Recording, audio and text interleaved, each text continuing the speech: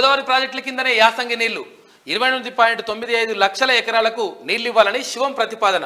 Sagar, Kalwakurthy, SLBC ఆయకట్టుకు crop holiday. Right గా ఇక్కడ చూడాలి.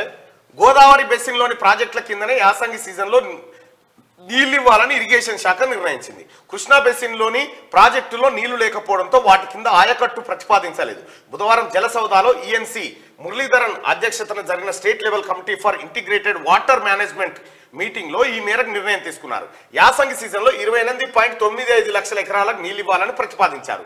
నిరుడు యాసంగిలో 33.46 లక్షల ఎకరాలకు నీళ్లు ఇవ్వగా ఈసారి 4.51 లక్షల ఎకరాల ఆయకట్టు తగ్గింది.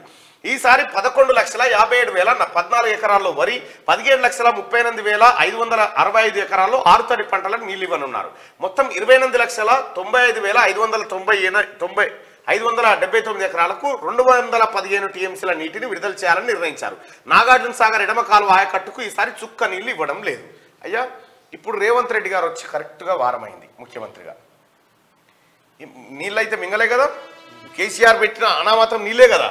ఈ నీళ్లతోటే పోయినసారి కంటే ఈసారి తగ్గింది ఆయకట్టు.